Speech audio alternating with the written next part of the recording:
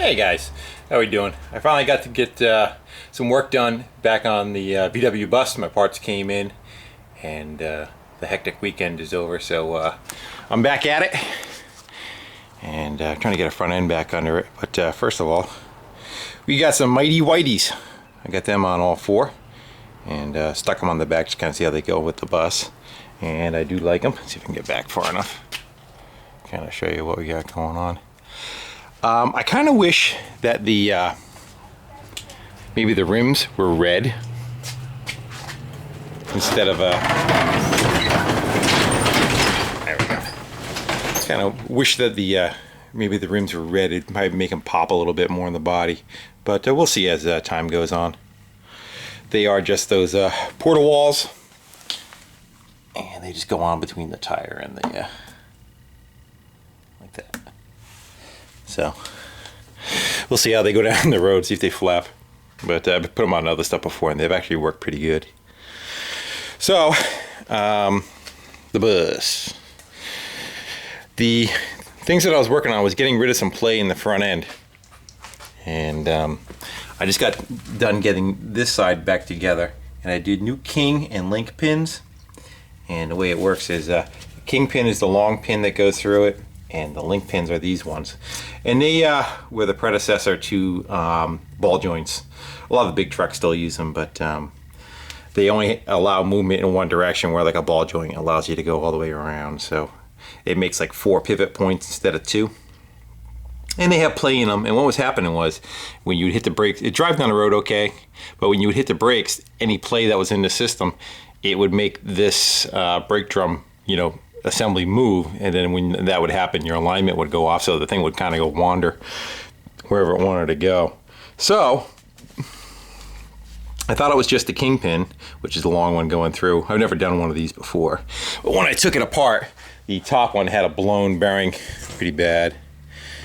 I think I may have already put them in a bag, but these are the bushings that go in up and down on the kingpin. To kind of show you on this assembly here.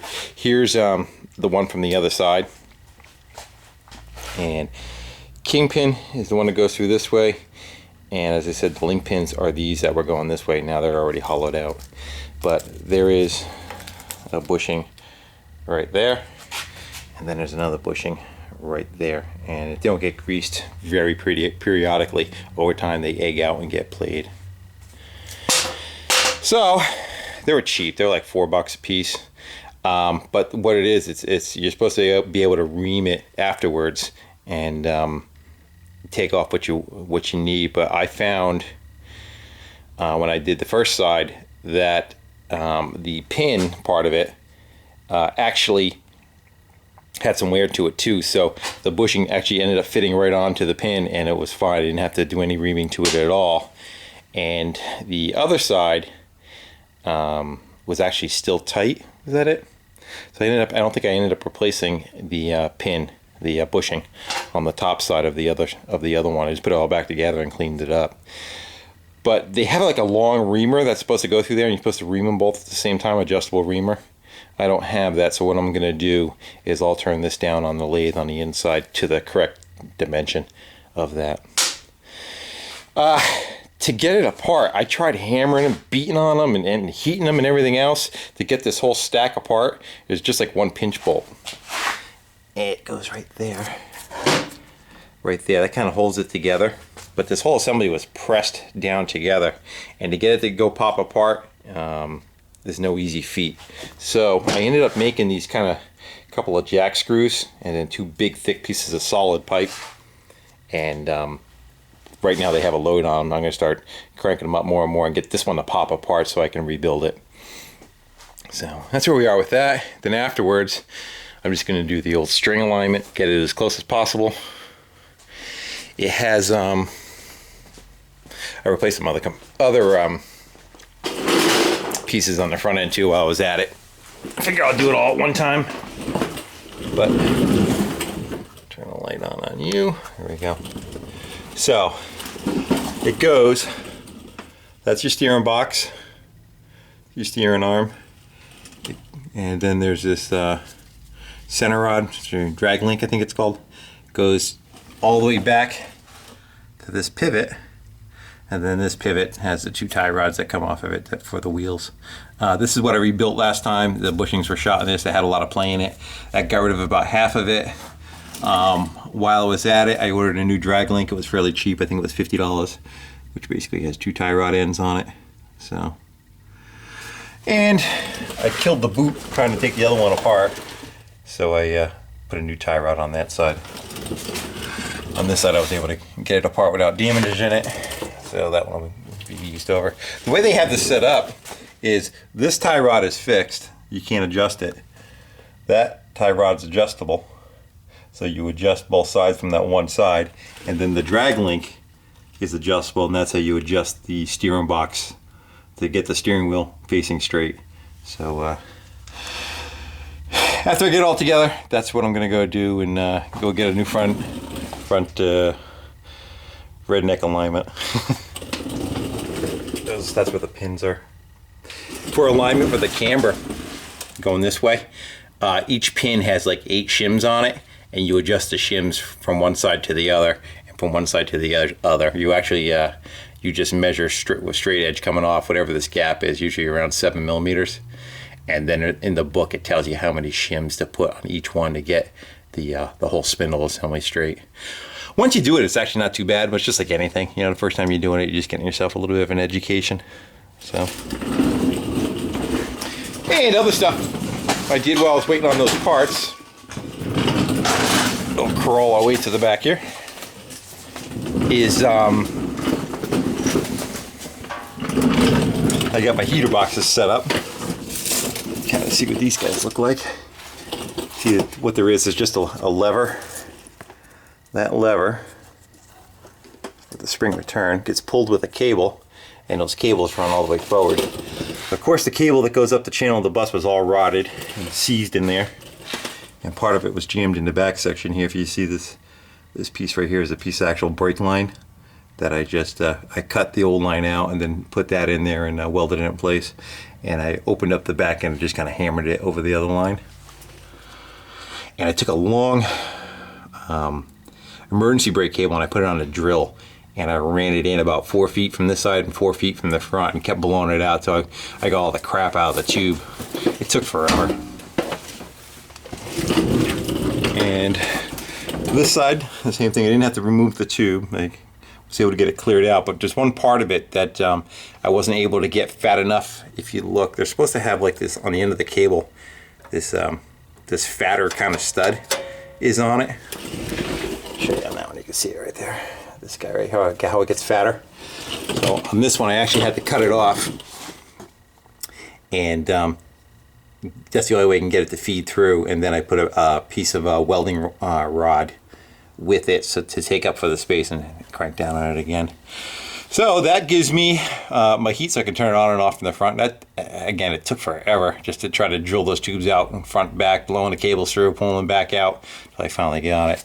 And I also replaced the rubber boots for my axles, my torque tubes, and I did those first before all that cabling stuff was in there, just to give me some room.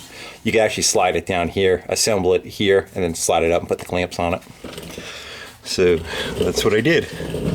So now I have so-called heat, and I could actually turn it on and off. And that is controlled by that knob right here. Those cables run up to like a plunger that's in here, and the cable wraps through, and then you pull up and down on it, and that turns your heat on and off. And then there's a lever down here. Will give you, for defrost, you flip the other way and it blows out by your feet. And the other one's back there on the floor. And if you can see that in a little tunnel right there. That's where the other heat comes out. When I put the back seat in, I'll run some ductwork to the bottom of that. And other stuff we got going on. The washer bottle came in, so I put that setup in, and a couple new washer jets for my windshield. I went to the car show. I got me a spinner, kind of the same color as the interior, one that won't fall apart anyway. We got a stereo put in, and put a somewhere. Where did I put it? Down there. Down here is a 3 cigarette lighter plug, and then it's got the USB port, plus it's got its own separate on-off switch, but right now I have it set for the key, so you turn it on and off. So you can run different things. And again, when I was at the car show, I came across another one of those fans that was 12 volt, the other one was 6 volt. And this one was actually new in the box. You can actually see it. And I took that, and I went to Harbor Freight, and picked up, they sell like little magnetic bases. I think it was like $2, something like that. And I just kind of tack welded the base of this onto that with some felt on the bottom. So I pretty much anywhere in the bus I can just kind of go stick that thing, and it'll stay. If I want, let's say if the windshield needs defrosting, I could actually rotate it towards the glass and let it blow on the glass and help. And that one is on a cigarette lighter plug. And I was trying to find a place to put a cup holders in this thing, and the passenger side is pretty good. You have plenty of room. You can hang it on the door, the dash, or anything. But on this side, it's starting to get so kind of congested. I was kind of thinking maybe somewhere around here, but then the wing window is in the way. When you shut it, you're close to the steering wheel.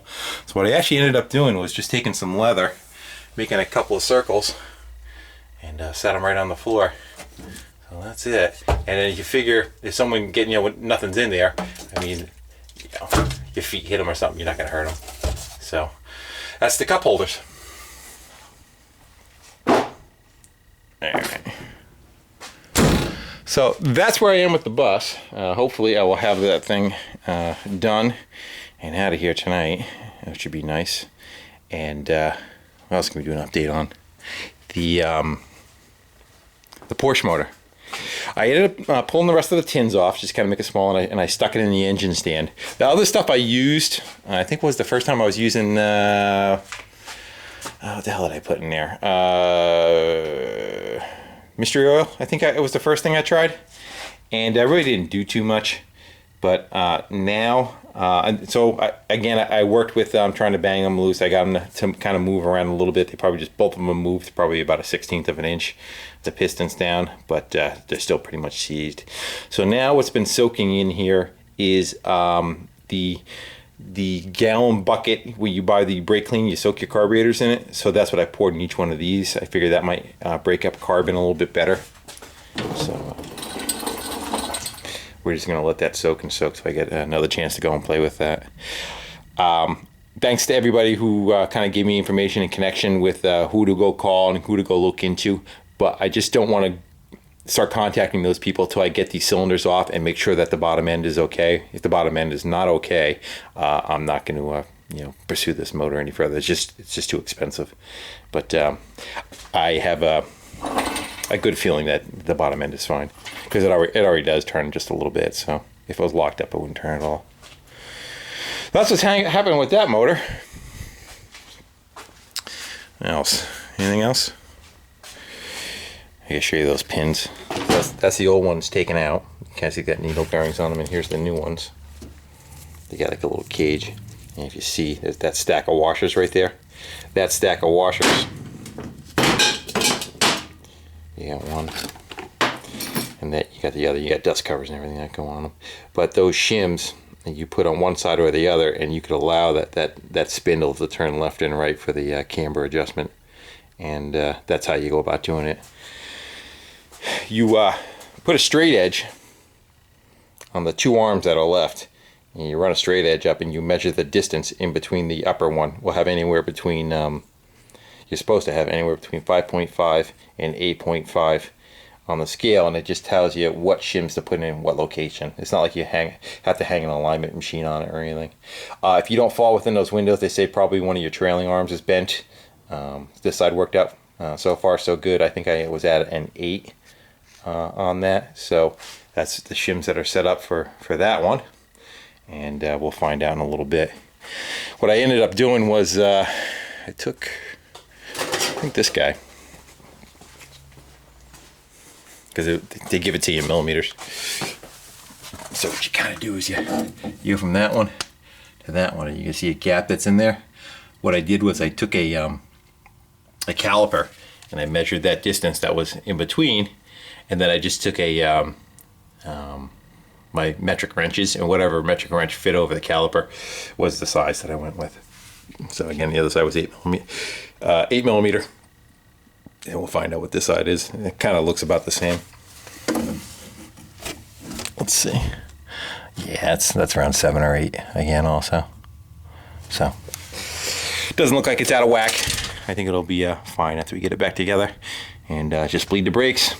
Put my tighty whities on it. And I'm good to rock and roll. All right, guys. Again, I know what else. Yard sailing. I picked up a section of railroad track, and I got done cutting a front section out of it. I still want to cut a little bit more, like a relief in here, but I'm going to try to make my own like anvil for metalwork. So I already did a bunch of the major cuts. I just got to do another one going up, one going down a little bit, and then just work the grinder and just kind of work it to like more of like a point that you can kind of work with it. So we'll see how that comes out. And I think that's about it there, guys. Hopefully we can get to do a riding video on the bus. And that's long overdue. I think I only have one up of actually going for a ride in the bus. All right, guys. Well, I'm going to get to work and stop yapping. Again, thanks for everybody watching the videos and commenting. Take care.